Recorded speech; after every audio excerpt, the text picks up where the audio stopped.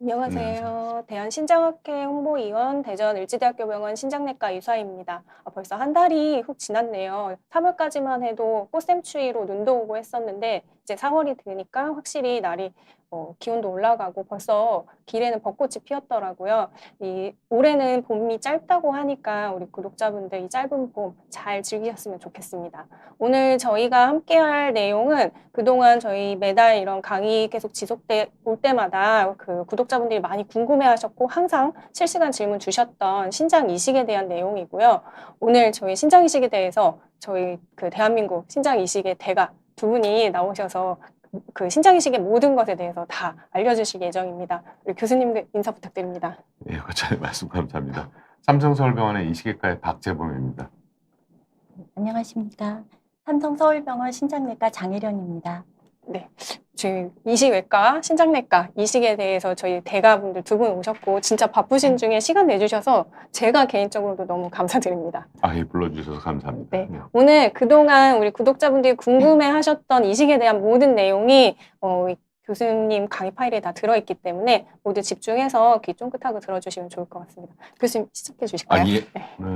네. 오늘 제가 말씀드릴 내용은요. 신장 이식의 모든 것, 이식이 필요한 신장병 환자를 위한 가이드라는 이름으로 저와 이제 장혜련 교수님이 같이 준비를 했습니다. 오늘 말씀드릴 내용은 만성 신질환에 대해서 간단히 조금 말씀드리고, 그리고 본격적으로 신장 이식에 대해서 어떤 준비 과정이 필요하고, 우리가 그래도 기본적으로 환자분들이나 보호자분들이 어떤 부분을 더 알았으면 좋겠는가, 또 궁금하실 부분들일 것 같고요.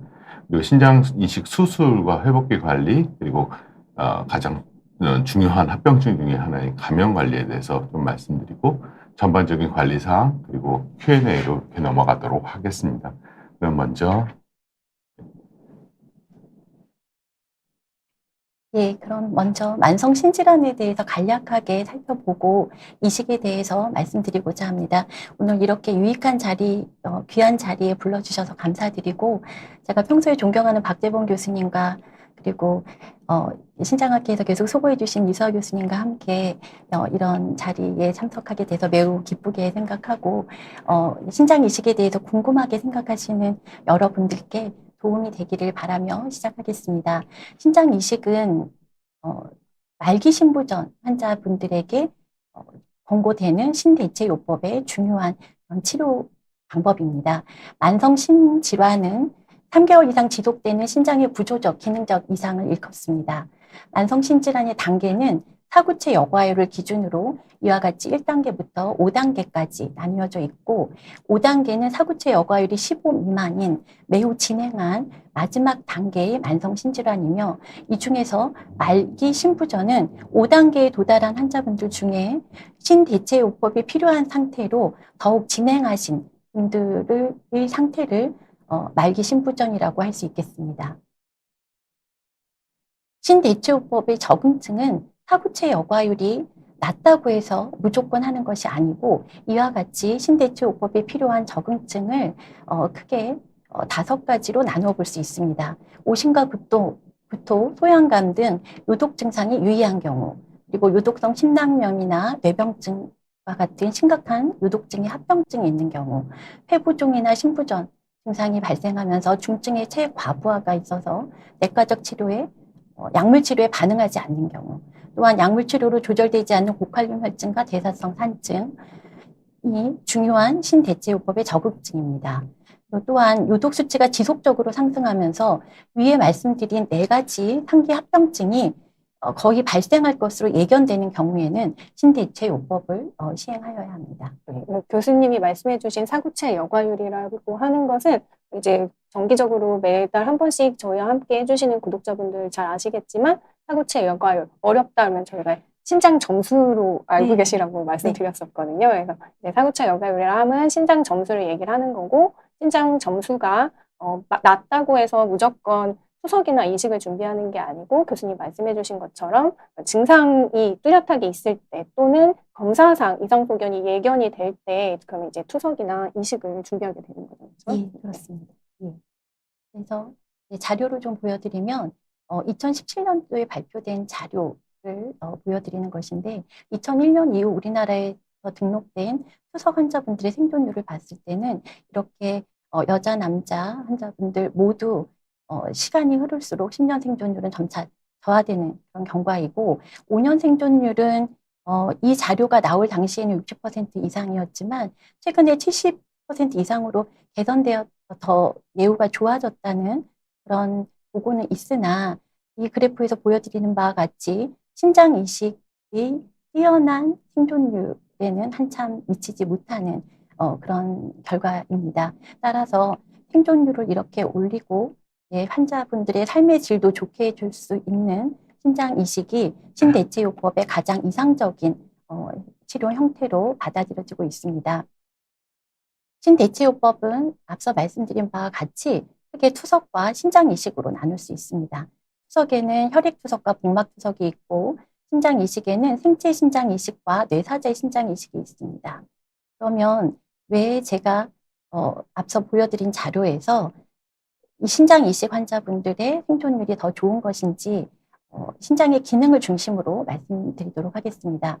신장은 이 슬라이드에서 보여드리는 바와 같이 대사노폐부를 제거하고 수분, 산, 염기, 전해질 균형을 유지하며 조혈 호르몬을 생성하고 비타민 D를 활성화하며 혈압을 조절하는 이렇게 중요한 크게 5가지 기능을 수행하고 있고 이 밖에도 또 매우 중요한 여러 기능을 수행하고 있습니다.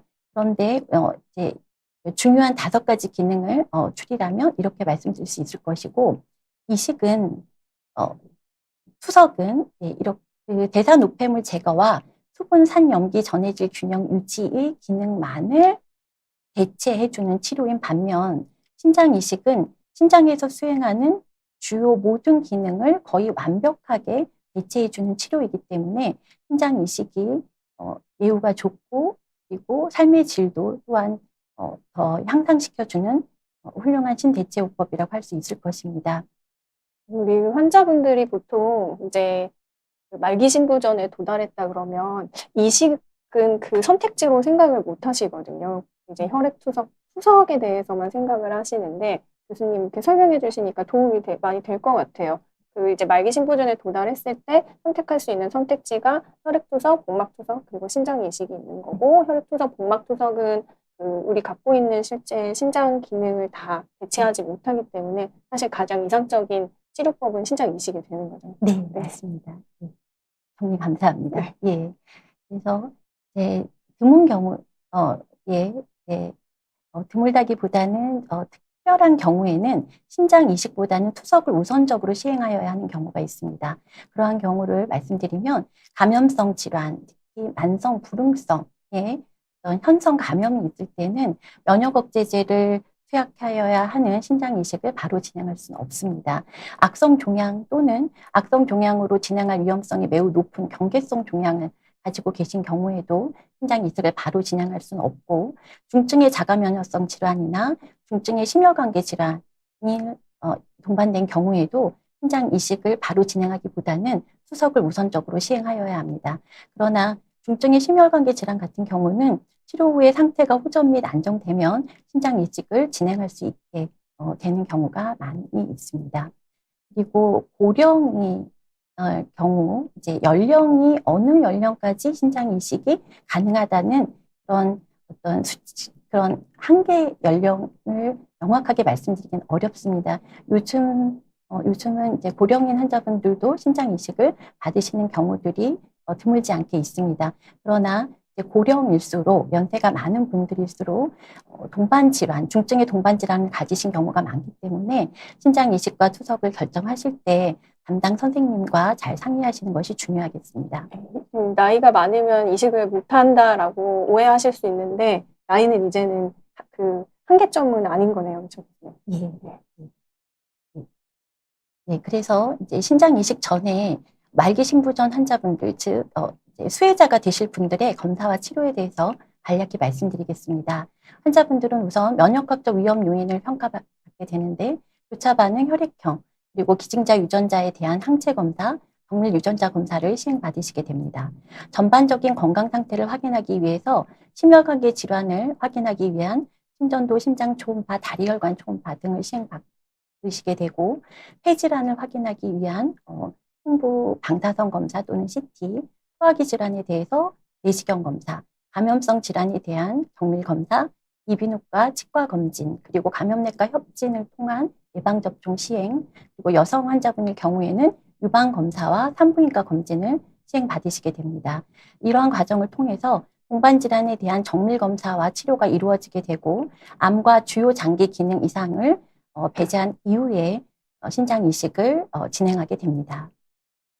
우리 성서목수님이 교수님이 얘기해 주신 내용이 아마 좀 답이 되지 않을까. 교수님 만성신부전 5기로 넘어가면 투석을 하는 것보다 신장 이식을 하는 게 더 좋다고 하는데 기준 결정을 어떻게 하나요? 하고 질문해 주셨는데 아마 교수님이 좀 전에 말씀해 주신 이식보다 투석을 고려해야 되는 환자들, 그 일부 환자들을 제외하고는 사실 신장 이식은 누구나 다 할 수 있다 이렇게 생각하시면 되는 것 같아요. 그렇죠? 네, 교수님? 네, 네, 맞습니다. 사실 투석도 정말 훌륭한 치료입니다.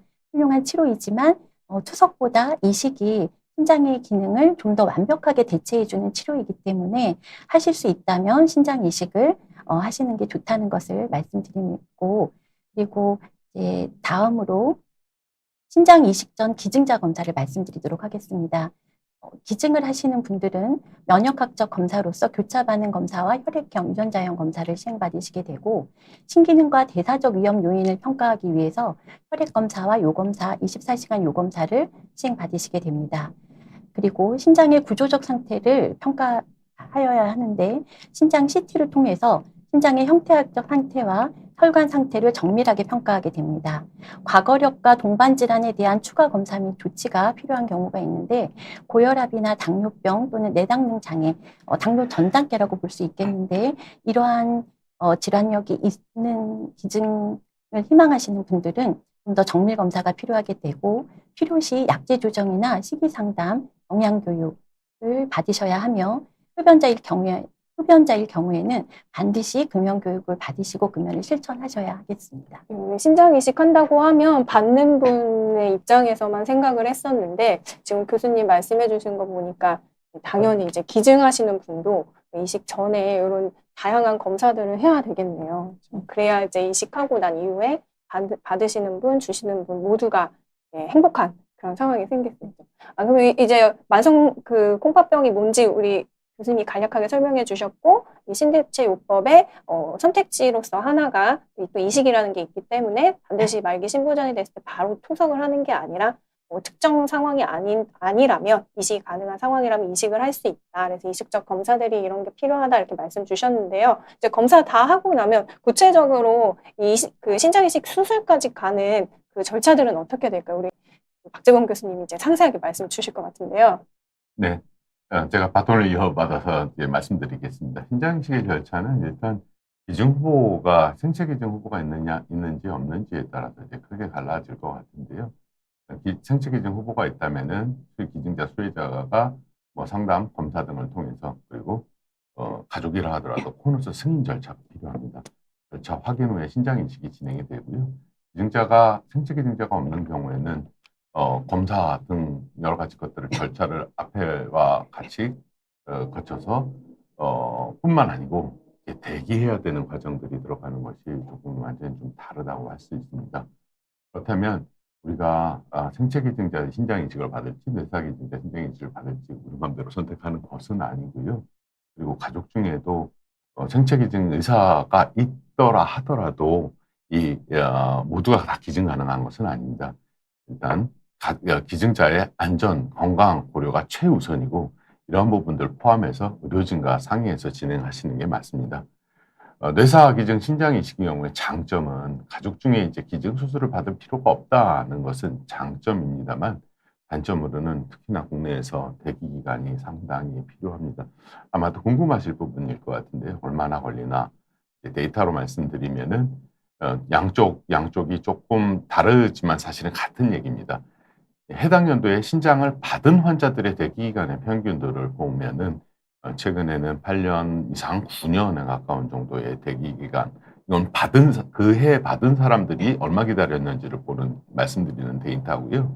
그게 아니라 특정 예를 들면은 2015년도에 등록을 하신 분이 10년쯤 지났을 때 몇 분 누적해서 몇 분 정도가 이식을 받았을까로 본다면은 이렇게 2015년도 대기 시작이었다면은 약 2025년도가 지나서야 약 50%의 환자분이 이식을 받는 상황인데 최근 들어서는 이 대기 기간이 조금 더 길어지고 있는 상황이어서 좀 안타깝게 생각을 하고 이식 전문가들이 여러모로 뇌사자 장기 기증을 활성화하기 위한 노력들을 많이 하고 있습니다.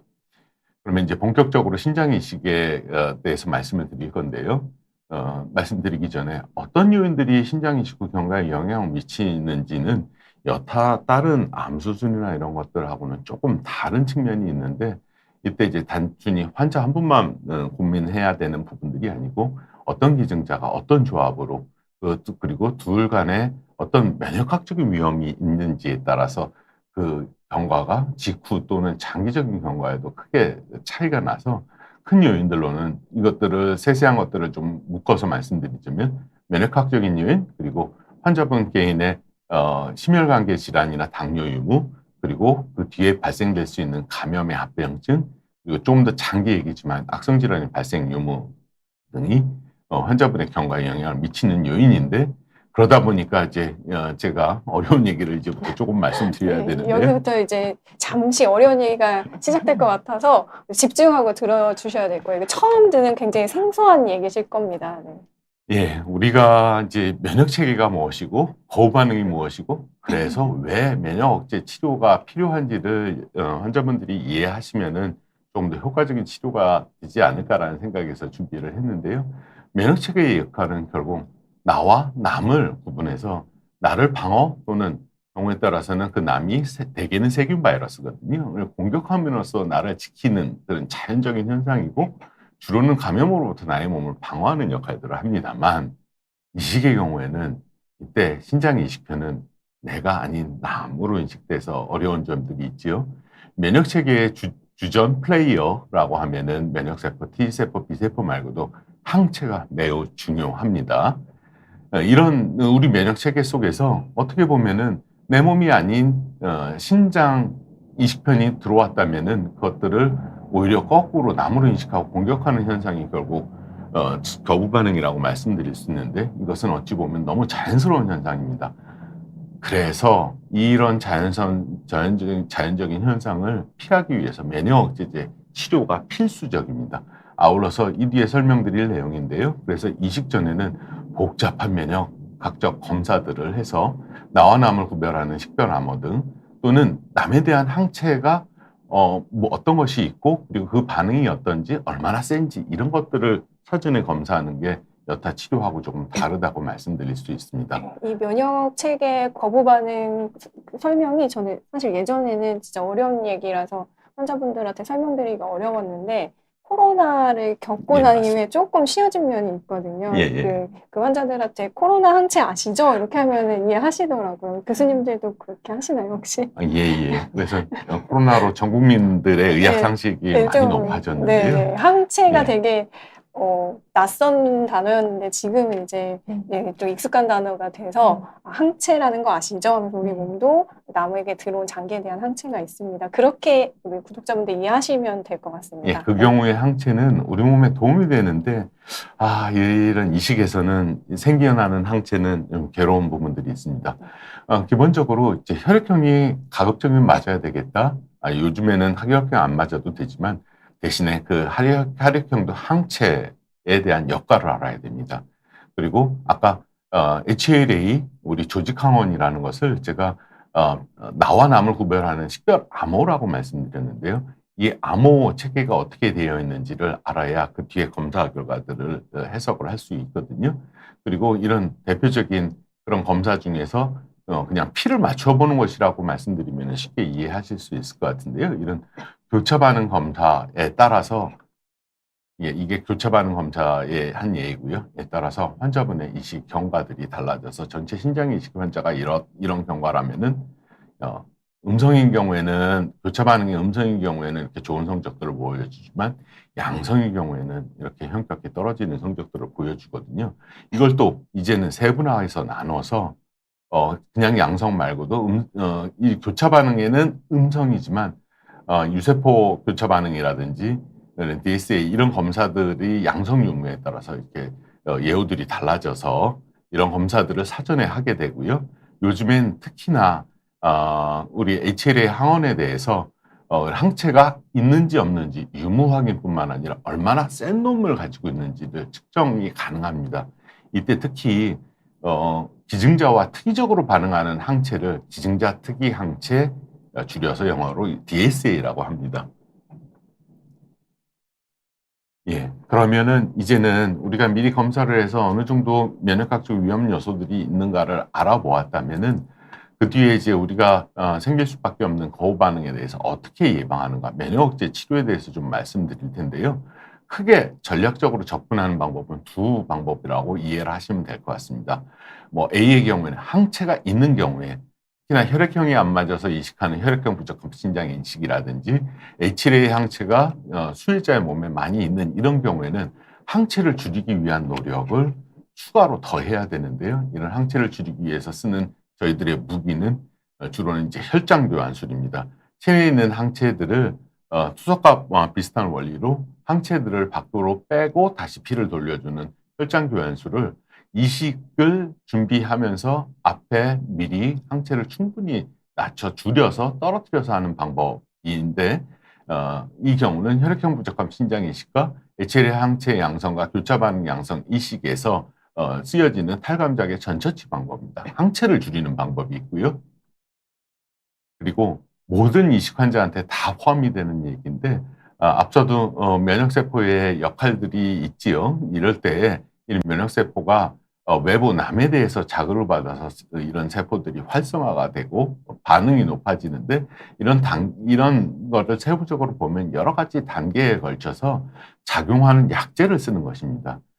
대표적으로 대표적인 성분명으로 제가 말씀드리면 보시는 바와 같고요. 이런 약제를 써야만 우리가 신장을 방어막 같은 역할, 면역 억제제 역할을 해서 보호를 할 수 있는 셈입니다. 그래서 자연현상인 거부 반응을 예방하기 위해서는 이 시기에서는 면역 억제 치료가 반드시 필요하다고 말씀을 드립니다. 그러면 이제 조금 더 실전으로 넘어가면요. 환자분들이 그러면 무엇을 하셔야 되느냐면 우리가 약을 계속 면역 억제제를 드실 거거든요. 드시자마자는 이렇게 혈중 농도가 이렇게 상승돼서 올라가고요. 시간이 지나면서 다시 떨어지는 양상들이 미쳐져서 시간이 특히나 12시간이 지나면은 혈중 농도가 매우 낮아집니다. 이때 다시 많은 약제들이 12시간 간격으로 복용하도록 이렇게 만들어져 있는데 이런 약제들을 추가로 복용해 주셔야 우리가 필요한 효과적인 적정 면역 억제제 농도를 유지하실 수 있습니다. 참고로 이전에 면역 억제제 검사를 위한 체열은 복용 직전에 반드시 하셔야 됩니다. 그런데 이때 이 복용 지연이 되면 어떤 일이 벌어지냐면 효과적이지 못한 면역 억제제 농도로 계속해서 반복돼서 지속적으로 노출되는 이런 현상들이 생기다 보면은 거부 반응의 발생률이 높아지고 또는 장기적으로 있던 항체뿐만 아니라 없던 항체도 생성될 수 있어서 면역 억제제는 규칙적으로 복용하시는 것이 매우 중요하고 이 부분은 의료진들이 대신 해드릴 수 있는 부분들이 아닙니다. 환자분의 노력의 영역이라고 말씀드릴 수 있습니다. 말씀 나온 길에 거부 반응의 진단에 대해서 조금 더 말씀드리면 거부 반응의 증상은 책에서는 뭐 열도 나고 통증도 있고 이럴 수 있긴 한데 없다고 이해하시는 게 맞을 것 같습니다. 정확히는 그런 증상이 나타날 때까지 집에 계시면 곤란합니다. 거부 반응의 의심은 신장 수치로 과거의 신장 수치와 비교해요. 가늠하는 게 맞습니다. 신장 수치는 매일 똑같지는 않아서 이런 약간 일상의 파도 같은 변화들이 있는데 스물스물 올라가거나 점진적으로 상승할 때 거부 반응이 의심된다면 조직 검사를 통해서 확진은 조직 검사를 통해서 거부 반응을 진단하게 되고요. 최근에는 혈액 내에 기증자 레세포에서 유리되는 DNA 검출 등의 방법들로 거부 반응 가능성을 사전에 스크리닝 할 수 있는 방법들도 있지만 결국 최종 조직 검사를 통해서 확진을 하게 됩니다. 신장 조직 검사하는 법에 대해서도 2달 전에 이제 그 전주예술병원 이하은 선생님이 얘기해 주셨었는데, 우리 원래 갖고 있는 신장 말고도 이렇게 이식 수술로 기증받은 신장도 필요하다면, 이렇게 거부 반응이 의심이 된다면 반드시 이제 조직 검사를 해서 거부 반응인지 아닌지 확인을 하고, 거부 반응이라면 치료를 그때 빨리 즉각적인 치료를 해야 되겠죠. 예. 네.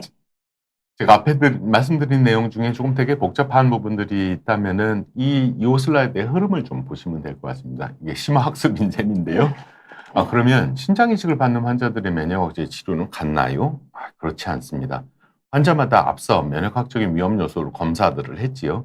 그 위험 요소에 따라서 면역 억제 치료의 방법과 깊이가 조금 다를 수 있습니다. 예를 들어서 일반적으로 면역학적인 위험 요소가 뚜렷지 않은 신장 이식을 기본으로 놓고 본다면 어떤 환자분들은 낮은 거부 반응의 위험 정도만 있는 경우들도 있을 거고요. 또는 어떤 분들은 항체 등이 많아서 높은 거부 반응의 위험 있는 요인에 있는 환자분들도 계실 겁니다. 예를 들면 일란성 쌍둥이 간의 이식이라면은 조직형이 다 일치가 되겠죠. 그런 경우에 낮은 거부 반응의 위험에 있는 상황이기 때문에 조금 약한 면역 억제제로도 유지 가능할 수 있습니다. 하지만 반드시 드셔야 됩니다. 하지만 반대편으로 높은 거부 반응의 위험이 있다면 더 센 면역 억제제가 필요하고, 이때는 감염의 위험도 조금 더 같이 동반 상승하게 됩니다. 예로는 혈액형 부적합 신장 이식은 비교적 요즘은 널리 보편화되고 있지만 아예 위험 요소가 없는 경우에 비하면 조금은 높은 거부 반응의 위험을 갖고 있다고 말씀드릴 수 있고, 그리고 이전에 이미 에치레이 항체가 내 몸에 있는 경우라 하면은 앞서도 예후가 차이가 있다고 말씀드렸죠. 이거를 세세히 이런 검사들로 봐서 특히나 교차 반응 양성인 경우에는 거부 반응의 위험이 높고 따라서 더 센 면역 억제제가 필요할 수 있는데, 이런 것들을 그나마 조금 변동사항이 있는 부분들은 항체가 이미 있거나 새로 생긴 경우에는 일반적인 위험도의 이식이라 하더라도 높은 거부 반응 쪽으로 이해를 하시는 게 좋을 것 같고요. 특히나 그 중에 하나는 면역 억제 복용이 불규칙한 경우도 이에 해당이 됩니다. 또 거꾸로 위험 요소가 있다 하더라도 탈감장 치료를 통해서 어떻게든 위험을 낮추려는 노력들을 의료진들이 합니다. 아울러서 환자분들은 규칙적인 면역 억제제 복용을 반드시 하셔야 되는데요. 이거를 다 빼고 놓고 보면 이 상당 부분들은 의료진의 노력들이 필요한 부분, 상위에서 노력들이 필요한 부분들이고요. 환자분의 영역이라면 다시 한번 강조해서 말씀드리건데, 면역 억제 복용의 규칙적인 복용이 상당히 중요하다고 다시 한번 강조해서 말씀을 드립니다. 좀 이제 이 오늘의 강의 중에 가장 어렵고 심화 내용을 지금 짧게 얘기해 주셨는데, 쉽게 말하면 다른 사람에게 받는 장기는 결국 내게 아니기 때문에 우리 몸에 항체라는 게 있을 수 있고, 항체가 있는지 없는지, 그리고 항체의 그 양이나 강도를 미리 사전에 다 말씀해 주셨던 여러 가지 면역학적 검사를 통해서 저희가 다 확인을 하고, 방금 마지막 보여주신 아마 그 슬라이드가 결국 요약본일 텐데, 그 검사들을 통해서 사전 검사에서 좀 서로 면역 반응 발생할 그 가능성이 위험도가 낮다. 그러면 이제 나중에 거부 반응 생기는 위험도가 상대적으로 낮을 거다라고 생각을 하는 거고, 미리 사전에 검사한 면역 검사에서 항체가 있다든지 또는 혈액형이 서로 같지 않다든지 하면 이제 고위험 그 면역 반응이 생길 고위험 환자군이기 때문에 좀 더 강한 면역 억제제 또는 좀 더 높은 농도의 면역 억제제를 사용해서 이제 거부 반응이 생기지 않도록 그 예방을 할 건데, 여기까지는 이제 의료진이 해야 할 일이고요. 제일 중요한 일은 우리 환자분들은 이 면역 억제제를 꾸준히 잘 복용을 하면 고위험 그 환자였더라도 그 이식받은 신장을 안전하게 잘 지킬 수 있고요.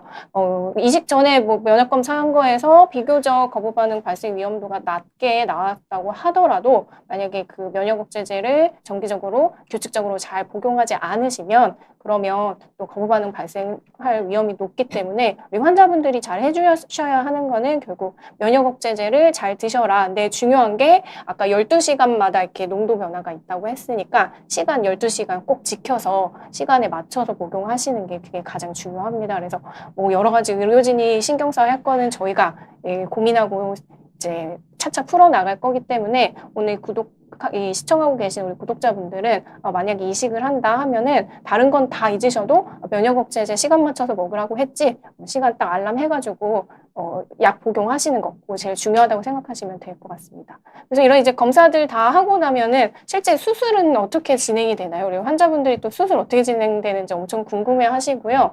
아까 그래서 김민님이 신장이식 복강경으로도 가능한가요? 이런 질문도 주셨거든요. 그래서 이제 우리 외과 교수님이니까 실제 수술 어떻게 이루어지는지 아마 설명 지금부터 해주실 겁니다. 예. 질문에 대해서는 바로 좀 이유를 설명드리면은 될 것 같습니다. 신장 이식은 주로는 우하복부에 이렇게 확대해서 보면 장골동맥과 장골정맥에 이식받은 신장의 신정맥과 신동맥을 연결함으로써 이렇게 이식이 진행이 되고요. 요즘에는 글쎄요, 복강경의 시대를 바로 건너서 로봇 보조 신장 이식도 시행되고 있는데 여러 가지 적응증이라든지 혈관 상태라든지 환자분 체격 조건에 따라서 이거는 해당 병원에서 상의를 하시면 될 것 같습니다. 그러면 수술에 대한 얘기는 기술적인 얘기가 오늘 뭐 많이 말씀드릴 내용은 아닌 것 같고요. 저 앞쪽에 저게 아마 환자분들이 좀 잘 모르셨던 내용일 거예요. 신장 이식한다고 하면 본인이 갖고 있는 신장 떼고 그 자리에 새로운 신장을 이제 그 수술하는 줄 아시는 경우도 있는데 본인이 갖고 있는 신장은 그대로 두고 기증받은 신장은 보통 오른쪽 아래 배 쪽에 이식을 하기 때문에 이제 이식 받으시면은 기본적으로 신장을 3개 갖고 하시는 맞습니다. 거죠. 그래서 이제 수술 직후 말씀을 조금 더 드리면요. 수술 직후에는 회복기 관리가 되게 중요합니다. 환자분들이 많이 생각하시기에 이식만 받으면은 이 Y축을 전반적인 기능 또는 컨디션이라고 이해하시면 될 텐데요. 바로 컨디션이 좋아지는 걸로 이해를 하시는데 어떤 수술도 그런 건 없습니다. 예를 들어서 쌍꺼풀 수술조차도 내가 오늘 수술했다면 아마 주말에는 집에만 계셔야 될 겁니다. 그게 충분히 가라앉고 하는 시간이 필요하죠. 하물며 이제 신장 이식의 경우에는 그 기간이 충분히 필요한데요. 그래서 일반적으로 이식을 받고 나면 충분한 기간이 지나야 제가 경험적으로 보건대는 약 100일 정도의 시간은 돼야 충분히 안전한 회복기에 접어드는 것 같습니다. 그 기간은 어찌 보면은 수술 전에만 못한 컨디션들의 약간 골짜기 같은 구간들이 있는데요. 이런 컨디션이 있을 때 여러분들이 영양 상태와 수면, 운동, 전신 컨디션 그리고 감염이 없으면은 원활하게 회복이 되겠죠. 근데 이게 사람마다 다 똑같지는 않습니다. 환자분마다. 예를 들어서 고령의 환자가 있다면은 이런 골짜기는 더 깊을 수 있고요. 그리고 골짜기로부터 벗어나오는 기간은 더 길 수 있겠죠. 게다가 안타깝게도 중간에 그런 환자분이 다른 합병증, 예를 들어서 감염이 같이 중간에 마주치게 된다면은 이 골짜기는 더 깊어질 수 있고 충분히 회복되는 기간에는 시간이 더 많이 소요되겠죠. 특히나 이식 직후에는 감염에 특별히 더 취약한 시기들을 거쳐야 되기 때문에 이런 시기에 급성기에 회복을 잘 하시는 것이 대단히 중요합니다.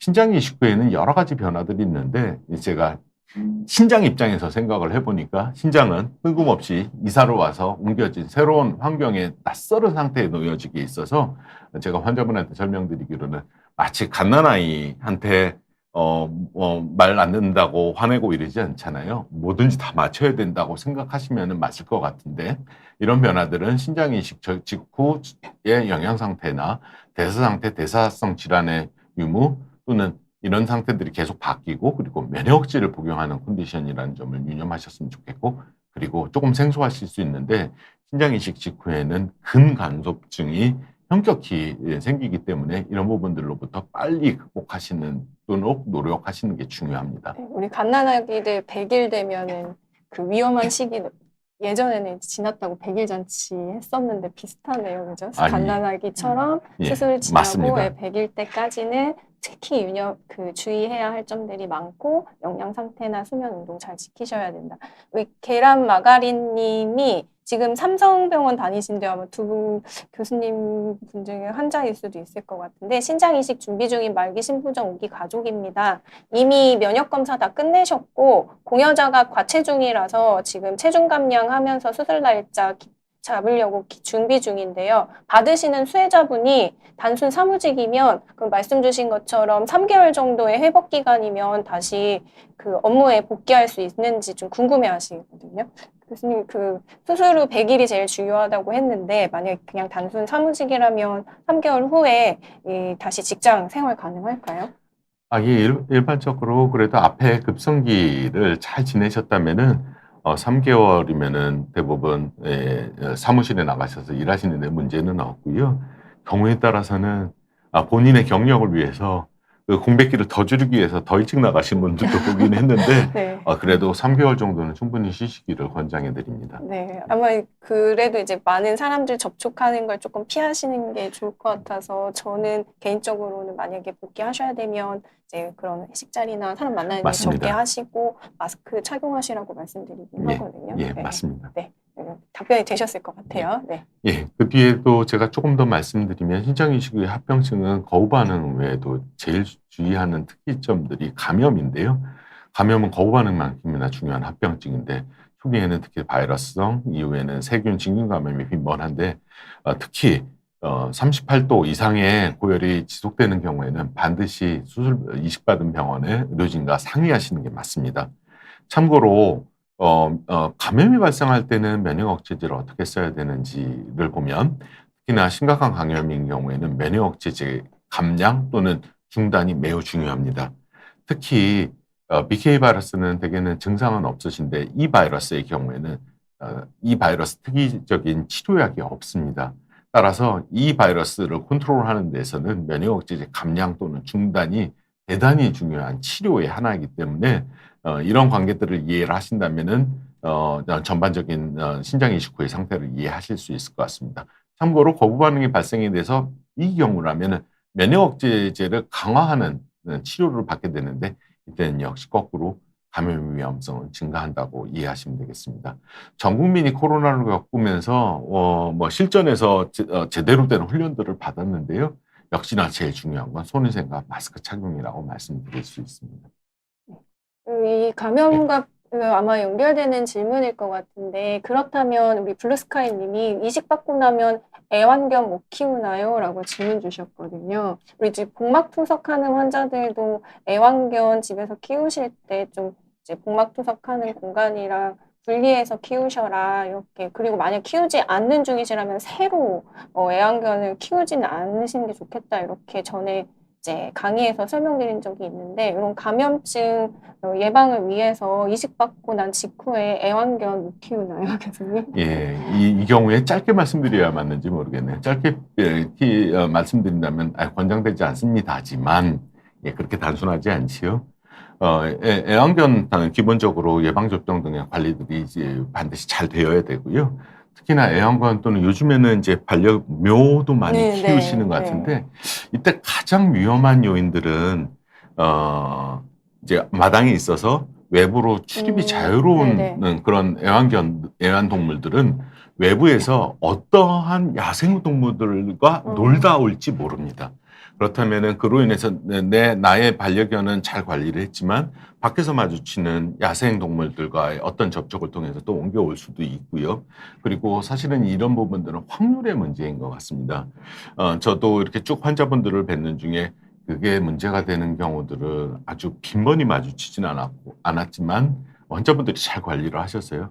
경우에 따라서는 안타깝게 예를 들어서 반려묘로부터 특정 질환을 옮겨받아서 실명하신 경우들을 본 적이 있거든요. 그런 경우라면은 어찌 보면은 이 애완견을 내가 얼마나 소중한 어떤 존재인가에 따라서 고민하고 그리고 가급적이면은 그런 건강에 해칠 수 있는 요인들은 안타깝지만 좀 멀리 하시는 게 좋을 것 같습니다. 네. 그 애완견, 애완묘 이제 가족이나 마찬가지니까 다른 집 보내기 힘드실 것 같으면 제 생각에 수술하시기 전에 미리 애완견, 애완묘 필요한 예방접종 다 하시고요. 이식하고 난 이후에 되도록이면 이제 애완동물들 야외 활동을 당분간은 하지 않도록 관리 같이 해주시면 그래도 같이 지내실 수 있지 않을까 그렇게 생각이 듭니다. 같은 비슷한 감염 내용일 것 같아요. 그러면 이식한 후에 생선회 같은 날 음식 언제까지 먹지 못하나요? 이것도 이제 감염 예방하는 저희가 이제 생활 수칙으로 설명드리는데요. 날 음식 언제부터 먹을 수 있죠, 교수님? 사실 저런 게 답이 없거든요. 왜냐하면은 이제 코로나 때문에 전 국민들이 백신이 언제 나오나 기다리면서 임상 연구의 데이터가 어떻게 됐나? 이런 것들을 보면은 사실 생선회 가지고 생선을 드신 분과 안 드신 분 이식 환자분들의 결과들을 얻을 수 있는 방법이 없습니다. 그렇다면 이제 경험적으로 볼 수밖에 없어서 일단 짧게 말씀드리면 권장되지 않습니다가 일반적인 질문이기는 하지만 저는 이제 보니까 일본에는 생선회를 안 먹으면은 먹을 게 네네, 없겠더라고요. 그러면 그렇네요. 일본에 네. 이식받은 사람들은 어떻게 지내나를 봤더니 센터마다 조금 다르기는 한데 그래도 초기에는 피하도록 권장하고 있고요. 6개월에서 경우에 따라서 1년 뒤에는 그래도 제한된 우리 건강한 분들도 굴 먹고 많이들 그쵸. 네. 탈나시잖아요. 그런 게 노로바이러스. 이식 환자분들이 드시면은 더더군다나 안 되는데 생선살로 일부 드셔보실 수 있을 것 같습니다. 기간이 지난 뒤에요. 근데 제가 이렇게 말씀드리면 제가 이게 혼날 것 같기도 한데요. 다른 이식 교수님들한테. 근데 저도 비슷하게 환자분한테 말씀드리긴 해요. 면역 억제제 요때 잠깐 100일만 드시고 마는 게 아니고 평생 드시는 네, 거니까 맞습니다. 웬만하면 날 음식 그냥 평생 안 드신다 생각하시면 좋겠고 정 드시고 싶으시면 1년 후부터 드셔라 이렇게 말씀드리긴 하거든요. 네. 꼭 드셔야 되는 상황 아니면 피하시면 좋겠고요. 드시고 싶으시면 안전하게라도 1년 정도 지나셔야 될 것 같아요. 선생님이 강의 이어서 해주실까요? 그럼 제가 지금부터 짧게 신장 이식 환자분들의 장기 관리에 대해서 잠시 말씀드리도록 하겠습니다. 이제 신장내과에서 진료를 보시던 말기 심부전 환자분들이 이식을 받으시게 되면 의료기관마다 차이는 있지만 특정 기간 동안은 이식외과에서 진료를 받으시게 됩니다. 그래서 의료기관마다 차이가 있다는 말씀을 드렸고 이제 저희 병원 같은 경우는 대개 몇 년 지나서 한 5년 전후로 해서 이식외과에 다니시던 환자분들이 신장내과로 다시 이제 복귀하시게 됩니다.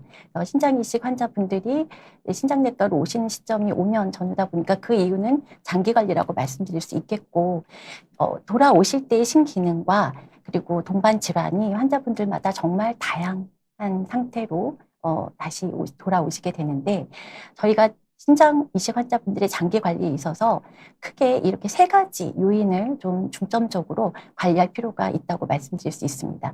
면역학적 위험 요인의 관리, 신기능을 보존하기 위한 치료, 그리고 합병증의 예방 및 치료가 그 3가지입니다.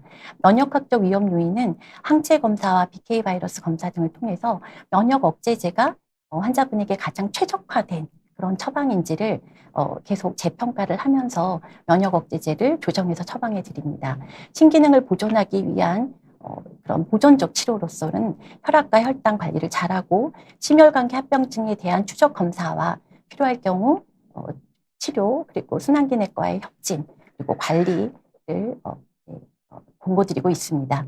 그리고 합병증의 예방 및 치료로는 암 검진을 잘 받으셔서 종양의 발생을 조기 발생하지 않는 것이 가장 좋겠지만 혹시라도 발생한다면 조기 진단을 통해서 빨리 치료받으실 수 있게 해드리는 것이 중요하겠고 감염성 질환의 예방과 치료도 물론 중요합니다. 신장 이식 기증자 분들의 장기 관리 또한 중요한데 신장 이식 기증자 분들은 단일신으로 남은 여생을 살아가시게 됩니다. 따라서 단일신의 기능적 및 구조적 이상 발생에 대해서 적절한 추적 검사와 정기 검진이 필요합니다. 그래서 정기적으로 혈액과 요검사를 시행받으시고 그리고 결석이나 혹 등의 발생 여부를 신장 영상 검사, 초음파 또는 CT 검사로 적절히 이제 건강 검진 네, 어떤 한 부분이라도 볼 수 있겠는데 받으실 필요가 있겠습니다. 또한 만성 대사질환과 신질환 발생의 위험 요인을 확인받고 관리 및 치료받으시는 게 중요한데 가장 중요한 것이 혈압과 혈당 관리가 되겠습니다. 원칙적으로 표적 장기, 즉 고혈압이나 당뇨의 합병증이 발생하는 표적 장기, 그 중에서도 신장이 가장 중요한 표적 장기라고 볼 수 있겠는데 표적 장기에 합병증이 있는 고혈압 환자분들이나 당뇨 환자분들은 절대 신장 이식의 기증자분들이 될 수 없습니다. 그럼에도 불구하고 이제 아주 조절이 잘 되는 고혈압, 그다음에 당뇨 또는 당뇨 전 단계, 고혈압 전 단계, 과거에 고혈압 당뇨가 있다가 호전되신 분들은 이제 신장 기증을 하시는 경우가 있습니다. 그런 분들은 혈압과 혈당 관리를 철저히 하셔야 되고 고지혈증 발생 여부를 확인하며 관리하시는 것도 중요합니다. 또한 적정 체중 유지를 위한 식생활 습관 개선과 흡연하셨던 분들은 반드시 금연하셔야 된다는 것을 다시 한번 강조해서 말씀드리고 정기적인 건강검진을 통해서 전반적인 건강 상태를 잘 유지해 나가실 수 있도록 노력하셔야 하겠습니다. 우리 사랑나무님이 마찬가지로 기증자에 대해 건강에 대해서 궁금해 하셨는데 아마 그 장혜령 교수님 말씀이 답변이 됐을 것 같은데요. 기증한 사람 수술하고 일상생활 큰 지장 없다고 하는데 한쪽 신장만 가지고 평생 문제 없이 살 수 있을까요? 본인 건강에 문제 생기면 어떻게 하나요? 말씀 주신 것처럼 이제 환자뿐만 아니고 기증자분들 저희가 정기적으로 같이 관리하고 있기 때문에 정기 관리 받으시면서 문제가 있으면 조기에 또 진단하고 적절히 치료 받으실 수 있을 겁니다.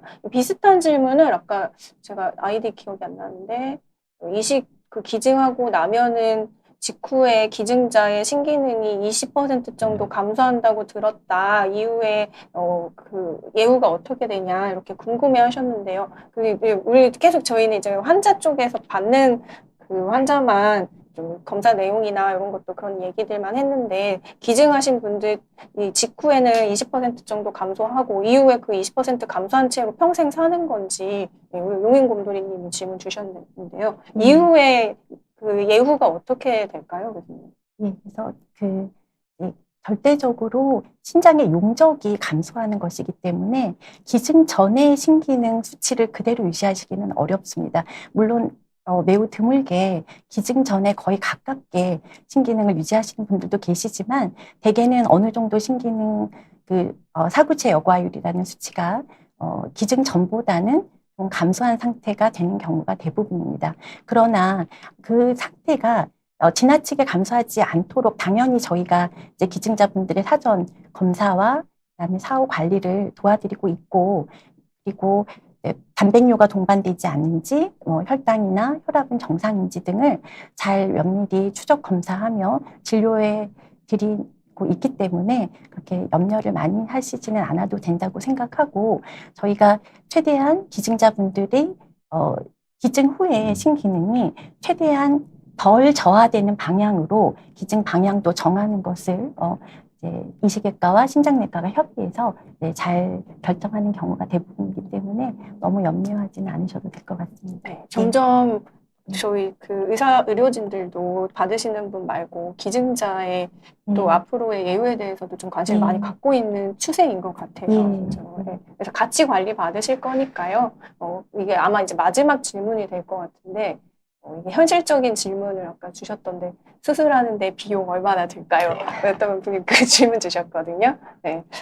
이식 수술하면 예전에는 이식 수술 한다 그러면 비용 엄청 많이 들 거라고 걱정하셨는데요. 제가 이제 최근은 그래도 많이 그 보험 혜택이 돼서요. 이 신장 이식하는데 비용 얼마나 들죠? 교수님 아시나요 혹시? 그 오히려 이제 의료 비용보다도 어떤 몇 인치를 쓰느냐가 더 비용이 많은 차이들을 보여줄 것 같은데요. 그리고 또 앞서 검사 비용하고 또 수술 입원 당시만 이제 계산할 거는 아니어서 보면은 수술만으로는 환자분마다 차이들이 있는데 1,000만 원보다 훨씬 적은 그러니까 500~600만 원 정도 내시는 분들도 있고 근데 앞서 검사들까지 치면은 1,000만 원 내외 정도 환자분은 부담한다고 이해를 하시면 될 것 같습니다. 근데 이제 예를 들어서 항체가 많아서 혈장 교환술이나 추가 치료가 앞에 많이 있거나 그런 약제들이 보태지는 경우에는 더 많은 비용이 들겠죠. 네. 예. 그냥 이제 특별한 문제 없이 이식을 진행을 한다고 하면 요즘은 병원마다도 조금 차이가 있겠지만 한 1,000만 원 정도 생각하시면 될 거예요. 이 비용의 상당수는 1인실 사용하는 비용입니다. 이식하고 직후에 그때가 제일 감염증에 취약하기 때문에 저희가 이식한 직후에는 다 이제 1인실에서 격리해서 치료받으시거든요. 근데 그게 아직 보험 혜택이 되지 않기 때문에 다 이제 비급여, 개인 본인 부담으로 병실로 지불하셔야 돼서 그 부분이 사실 제일 많습니다. 오늘 진짜 이식에 대한 예. A부터 Z까지 아. 다 교수님 두 분이서 설명 주신 것 같고요. 제가 계속 실시간 질문 올라오는 거 보니까 실시간 질문들에 대한 대답이 강의해 주신 걸로 충분히 다 되는 것 같아요.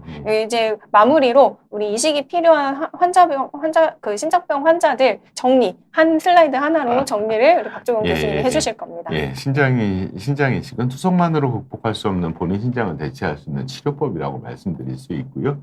여러 가지 선택과 고민의 과정에서는 생체 또는 뇌사자 신장 이식이 될 것인지, 면역학적 검사는 어떨 것인지, 어떤 면역 억제 요법을 써야 되는지, 합병증이라든지 이런 것들을 의료진과 충분히 상의하시고 결정하시면 되겠습니다. 신장 이식 후에 반드시 알아야 될 관리 사항들은 앞서 말씀드렸던 내용인데요. 제가 그 중에서도 콕 집어서 더 강조해서 말씀드린다면은 면역 억제제 복용을 규칙적으로 하시는 게 매우 중요하고, 그 이외에도 지속적으로 관리가 필요하다는 말씀을 드리고 싶습니다. 우리가 신장 이식 경치 좋은데라고 제가 사진을 찾았는데요. 신장 이식을 받게 되면은 생존율 향상, 건강한 삶, 삶의 질 향상뿐만 아니라 많은 분들이 여행 다녀오고 싶어 하세요. 네. 이런 것들을 급성기를 지나면은 환자분들이 이런 삶의, 건강한 삶을 누리실 수 있는데, 사실은 앞서 말씀드린 많은 내용 중에 이렇게 숨어 있는 어려움들이 돌아싸리고 있지만, 여러분들이 규칙적인 면역 억제제 복용과 합병증 관리를 통해서 건강한 삶을 유지할 수 있습니다. 적극적인 노력이 필요한 장거리 마라톤 과정이다라고 신장 이식을 말씀드릴 수 있습니다. 네, 되게 중요한 얘기에 장거리 마라톤 과정에서 저는 개인적으로는 저도 외래 환자분들 중에서 이식한 환자분들하고 제일 뭔가 친밀감이 있는 것 같아요. 오래 봤고 자주 뵙고 맞습니다. 이러다 보니까 두 분 교수님이 진짜 그 바쁘신 중에 귀한 시간 내주셔서 신장 이식에 대해서 그동안 우리 많은 구독자분들이 궁금해했던 모든 것들 다 답변해 주신 것 같습니다. 교수님 두 분 너무 감사드립니다. 네. 그리고 저는 오늘 여기까지 하고 4월 첫 주 금요일에 또 새로운 신장 질환에 대한 여러분들이 궁금해할 만한 주제 가지고 찾아뵙도록 하겠습니다. 즐거운 금요일 저녁 되시기 바랍니다. 감사합니다. 감사합니다. 이렇게 경제가 어려울 때 국민들의 건강을 위해서 함께 간다는 느낌으로 꼭 필요한 중요한 영양제는 정말 부담되지 않는 가격으로 내가 만들어 드리고 싶어. 예를 들면 2,900원 이런 거 하고 싶습니다. 근데 그런 의문을 가지시겠죠? 저렇게 싸게 나오려면 뭔가 성분을 바꾸거나 야금야금 줄인 게 아닌가? 저는 그런 거 흥분하지 않을게요. 저는 그런 거 받아들일 수 없어요. 만약에 제품의 질에 문제가 생겼다. 그러면 저는요, 거품 물고 발작해요. 그래서 도대체 이 오메가3가 얼마라는 겁니까? 1020mg 캡슐 안에 600mg 오메가가 들어있는 이 오메가가 한 달에 8,900원.